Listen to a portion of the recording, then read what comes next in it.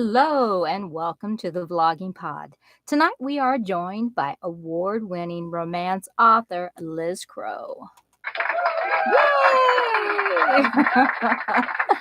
Welcome, Liz. How are you this evening? I'm great. How are you this evening? Good. I am awesome. Good. Always things can be better. The air conditioning can be stronger, but we'll go with what we got. Yeah, exactly. I mean, it's hot. It's the middle of the summer. I know. I mean, what are you going to do? Drinks by the pool could be stronger, but we'll go with what we got. Always. Yes. So I want to start right off and let me start my timer because we do 20 minutes. Let me do that. Let me get that going. There we go. If we go over a little bit, it's okay. But let's start right off by talking about sexy that are set in breweries. Tell me how all this came about. Well, I used to own a brewery. And I founded it actually back in the early days, sort of the salad days of craft beer when it wasn't quite as crowded as it is now, 2008. And I spent a lot of time and energy getting that thing off the ground. I did all the marketing and sales, all the stuff. And we didn't have any money, so I'm using social media and newsletters like crazy. And this again was back in the salad days of social media and email newsletters. And people actually paid attention to them. And so I used that, and we got, we took off, and it was a lot of fun, and I learned a lot. I didn't know diddly squat about beer, but I learned it, and I don't know, it was just inspiring to me. It was a fun setting, and I just thought, well, I would like to read something set in a brewery, the proper brewery terms and things that are correct, but also be a relationship story. So I wrote a bunch of them. Okay, so now you started a brewery, but that was a past tense, right? Yep. Okay. Yep. I'm no longer with them. Nope. It wasn't a pretty ending either. And I did channel that a bit into my most recent brewery romance, what happened in Denver.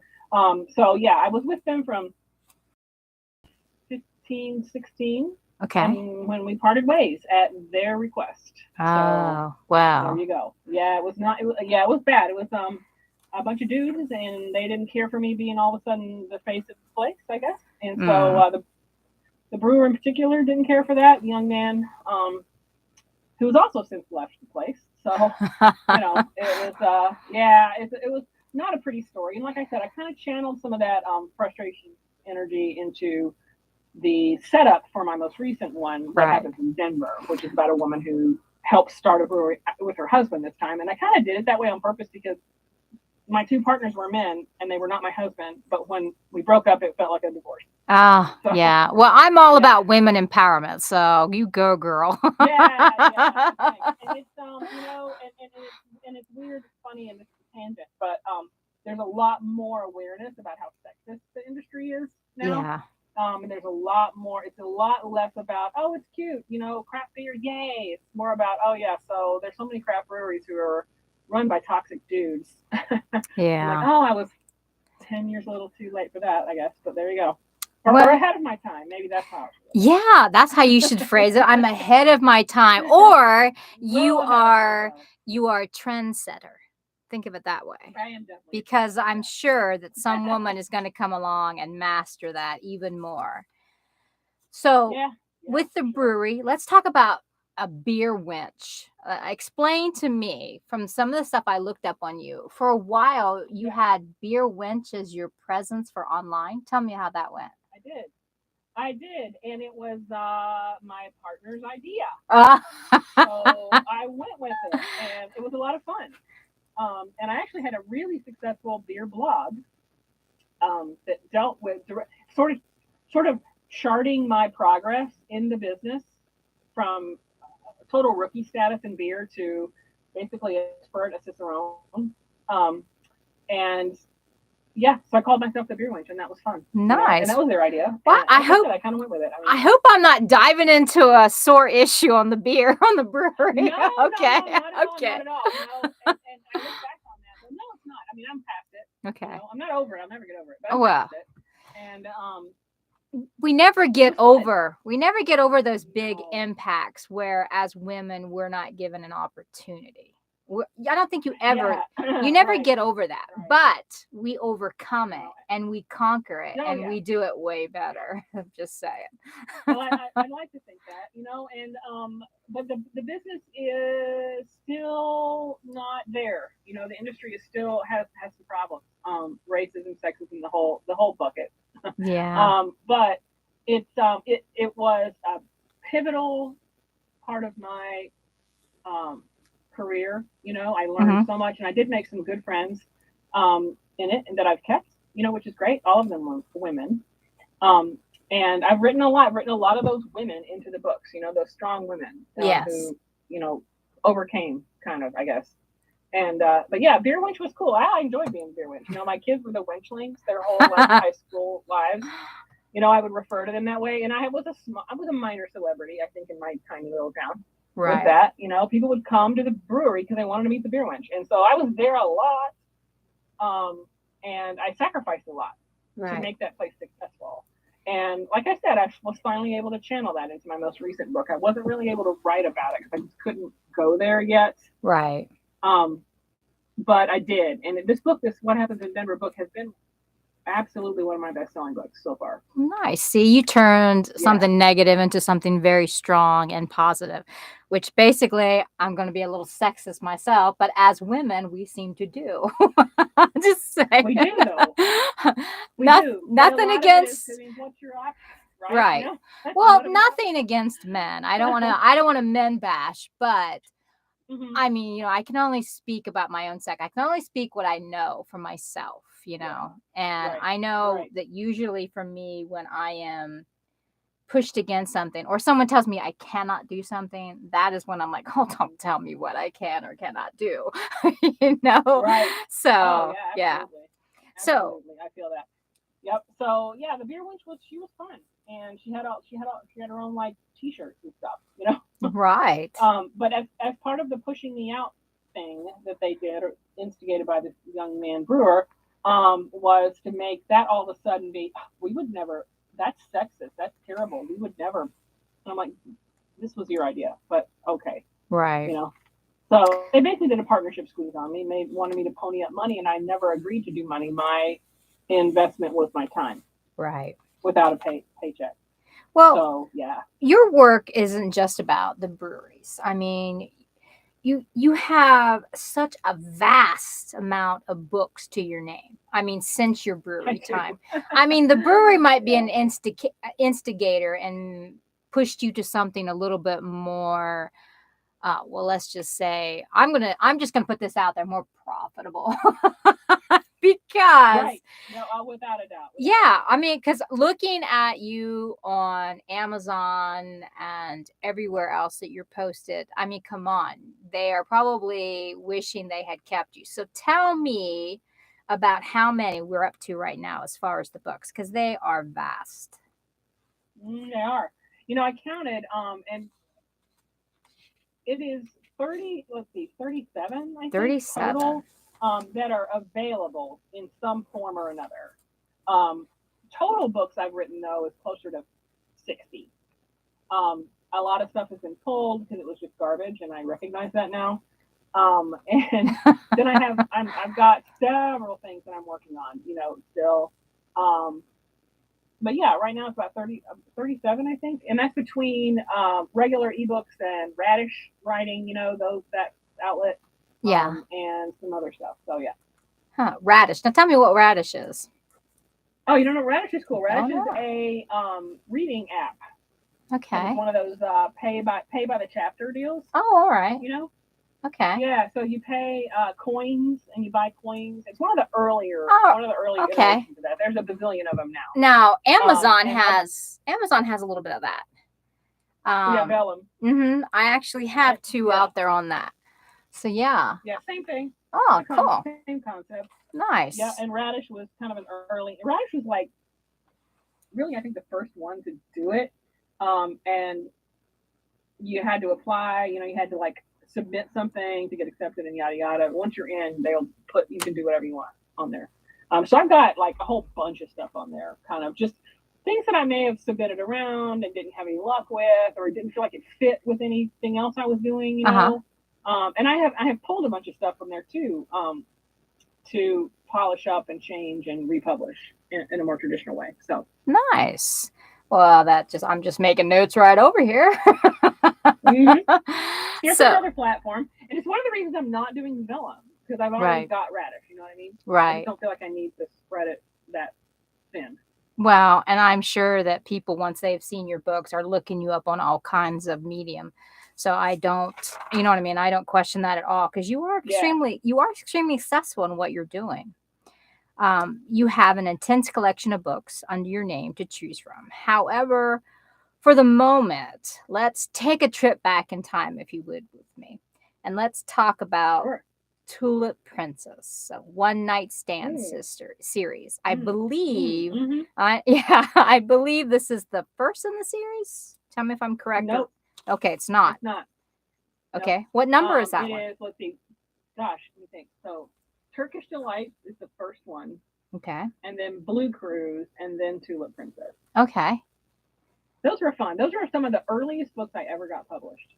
Nice. Well, tell me. That was like when you're in that like fresh, dewy eyed, fresh face, like, oh my god, I did it kind of stage. Yeah, I remember that. And I'm jaded and cynical now, but I still loved writing those books. Those were such fun books to write.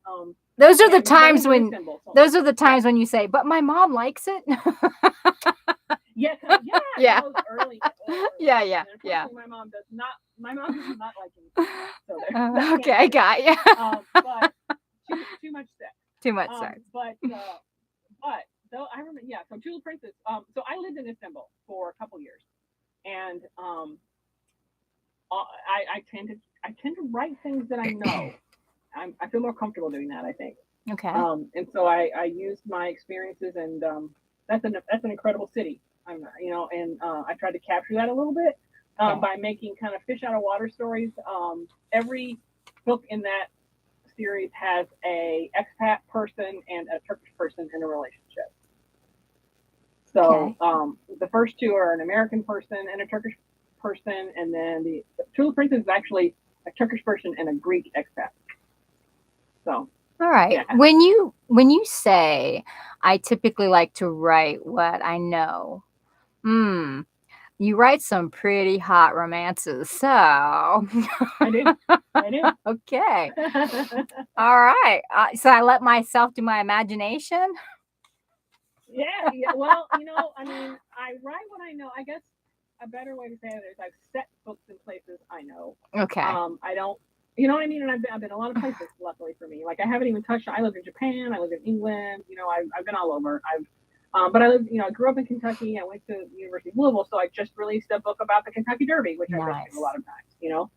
So I take a setting that I know, or a situation, or an industry that I know, like real estate or beer, and then I make sexy stories out of that. Right. Now you just mentioned real estate. You just mentioned real estate. You just mentioned real estate. So that is your newest career, yes? No. That was my longest. Oh, longest. All right. I sold real estate in the late 90s, and then we went overseas in 97 and came back in 2004. And so I didn't work during those years, obviously, but then I sold real estate from 2004 till 2019. Nice. Yeah. So I know that's the one I know the best, I guess. And so my series, Stewart Realty series, the Stewart Realty series is my best, longest selling, most successful series, and got me all my original sort of hardcore fans. Nice.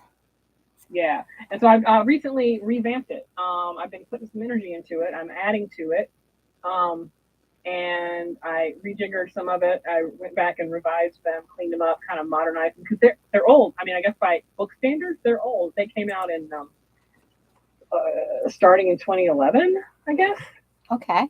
And first iteration, if you will, they've since been updated twice. And then this most recent update, I got the rights back from the publisher, and so and I'm doing a bunch of stuff with them. I put them in Kindle Unlimited, updated a bunch of stuff, like I said, and I'm actively adding to them. So when you talk about you like to write about things you know, and you like to say you basically the places. You like to write about places you've been. And that's been pretty extensive, yes?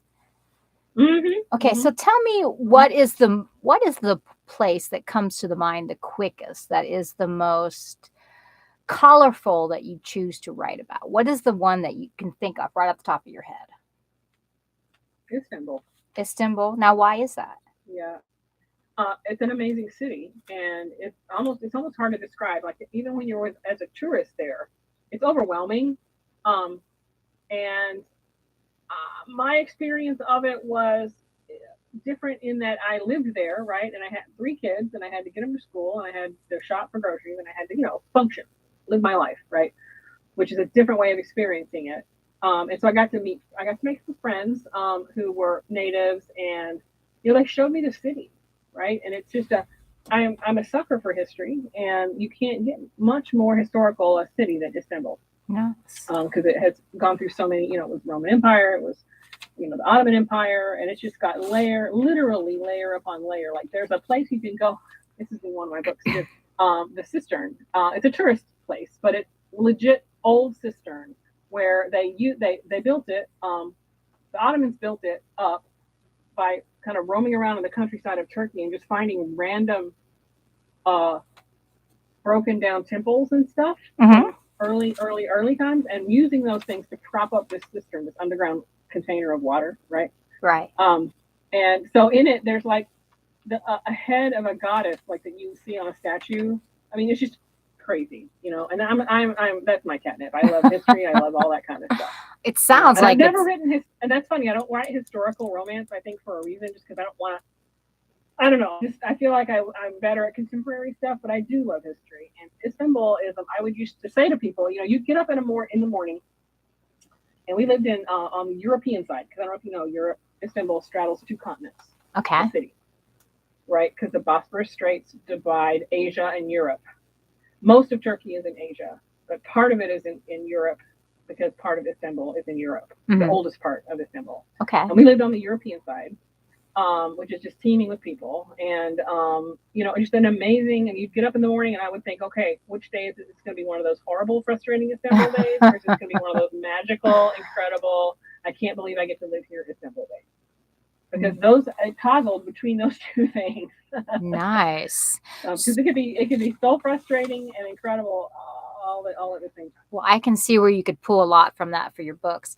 So I want to point out to our listeners that currently you have the Stewart Reality series. It's now available free on Kindle Unlimited, or on sale for only 99 cents. Most books for a limited time. So if you guys are interested, please go check it out. She has an extensive library, and then speaking of your work, tell me about Rough Around the Edges, a limited edition releasing August 2022. So tell me what's coming up. So this is a super cool anthology, and I got into it because I am a digital marketing consultant for an animal shelter, and I used to work hands-on in it, but I did events and fundraising, but then I moved away from it, and they wanted to keep me on to do all of their digital fundraising. But I'm a sucker for animals and rescue, right? Yes. So when I heard about this anthology, which is the theme of it is hot dudes with little dogs, little like Chihuahua dogs, And so I'm like, oh, I'm in on that. So I wrote my novella. Part of it is called Top Dog. And it is about a man who rescues a tiny little almost frozen and starving to death Chihuahua, brings it to a animal shelter as he's passing through from the East Coast to the West Coast, because he found it at his he has a camper, and he was not rough camping, but camping in his camper. Right. And he found this dog. His big giant Rottweiler dog found this dog. And so they go to the Humane Society on December 23rd and get snowed in at the Humane Society with a woman who's volunteering because she has no life other than to help animals. Well, I'm a sucker for dogs, so Oh man, so that was so fun to write. It's my first sort of shelter base. I have dogs. I have dogs and cats in some of my books, not all of them, which is odd. And I think about that now because I have 4 animals in my house: 2 dogs and 2 cats, all rescue. But this is my first time setting something in a shelter, and that was fun. And so it's a novella. I mean, it's about, I don't know, 26,000 words or so. And so rough around the edges. Every book in it has to have something about a guy and a little dog, like a dog that you wouldn't think a big dude would have, right? Right. So, and it's coming out August 15th. You can pre-order it right now. Nice. Yeah, it's gonna be fun. I think I'm doing another one with this group, a zookeeper anthology, something about zoos. Mm-hmm. So yeah, I got to come up with something about a zoo, which will be fun. Do a certain amount of the proceeds go to help the organization? Not for this one. Okay. No, not for this one. No, and I'm not an organizer, so I can't speak to that. Okay. But no, not that. This is not a fundraiser. I'm in a bunch of fundraising ones, but this is not one of them. Okay. Well, you are more than welcome to come back with. Oops, hold on. Let me get my timer. There we go. Sorry, I didn't stop that before it buzzed. Okay. But I would more than welcome you guys to come back when you're doing the fundraiser. I would love to help in any way I can. Oh, cool. Okay. So if you would love to do that for the platform and push the books for whatever you're doing, if you're doing that, I don't want to push that on you. But if something like that comes along, I would more than welcome open that. Oh, fun. Okay. So, and but just so people know, because we can't see here on the audio part of it, the book cover for Rough Around the Edges is pretty hot. The guy holding the dog. I just put that out there. Tiny dog. Yeah. Right? Well, tiny dog, but the guy's really big and hot. So I'll just put that out there too. Yeah, exactly. So that was the hook, right? It had to have that. Well, I thought, okay, that's a challenge. I'll take that challenge. I'd love to say it was sensible of me that it was the cute dog that pulled me in, but Yeah. Well, Right.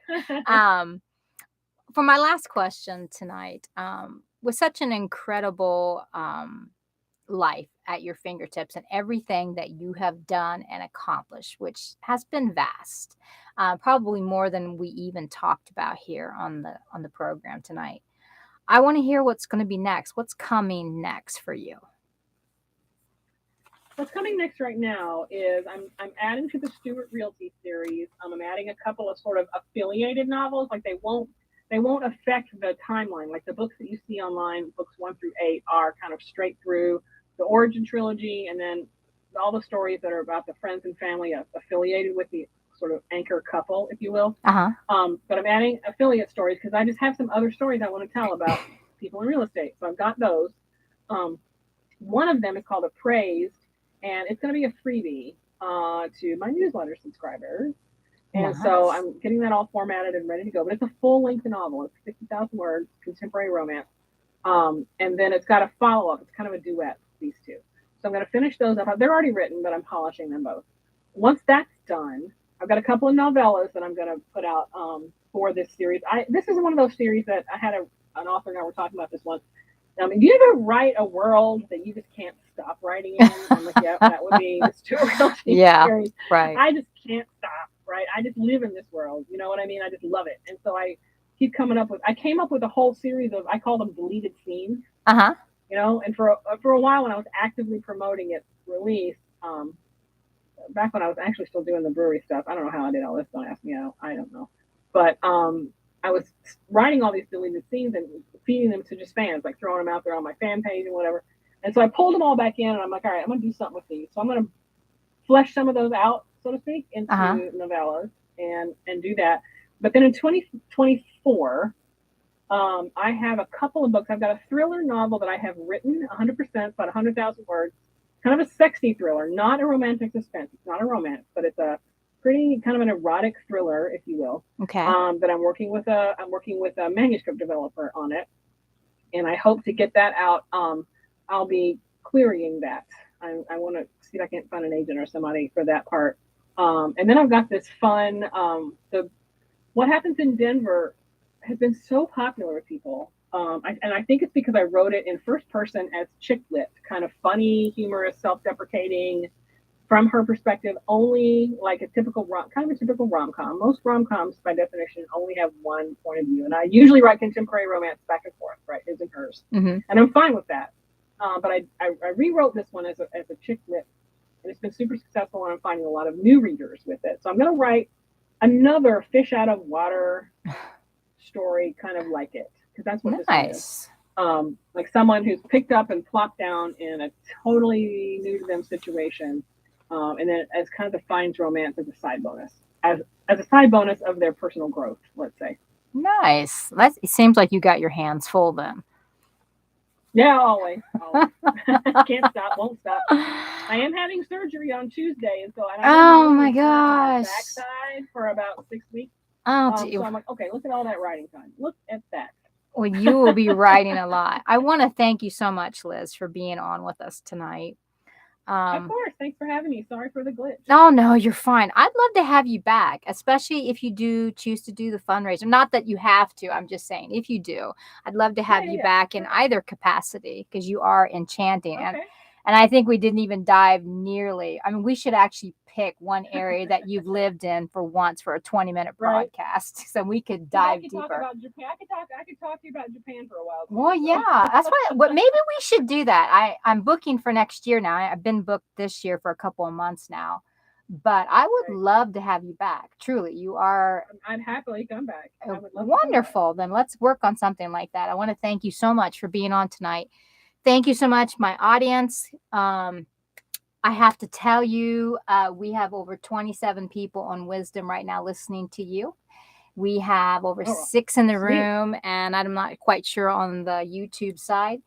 However, thank you so much, listeners, for coming in. I also want to take just one moment, and I'd love to wish my husband happy anniversary. We are celebrating 30 years today. And so I just want you to know I love you very much. Thank you for giving me 30 years.